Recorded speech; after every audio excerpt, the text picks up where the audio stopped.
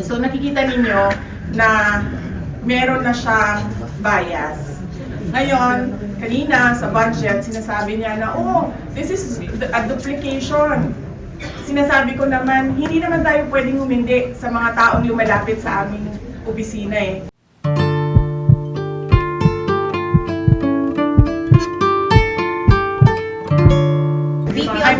VP on politicizing, why did you feel that way?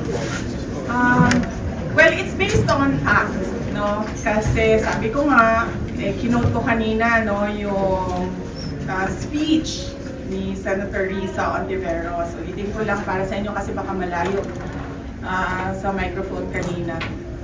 Nakalagay doon, alam ko po na ang daming kalat ni Duterte. Na hirap tayong linisin. Ang kadiliman noong panahon niya ay talaga namang nanunuot sa ating lipunan. Parang mansa na napakahirap tanggalin. At habang ang anak niya ay may kapangyarihan pa, hindi magiging madali ang ating laban. While VP Sara is in power, the threat of a full-blown Duterte comeback is still a very real and present danger. For one, they are supported by one major superpower, China. And so nakikita ninyo na meron na siyang bias. Ngayon, kanina sa budget, sinasabi niya na, oh, this is a duplication.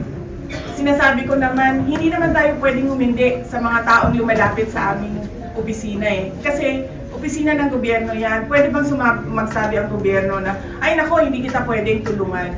Eh may oath ako, anong sinabi ko doon? To do justice by every man. So ibig sabihin, hanggang sa makakaya ng opisina, ng Office of the Vice President, ay magbibigay kami ng tulong. Depende kung ano yung tulong na hinihingi ng tao. Yan yung example ng politicization ng budget. Yung mga ganyan.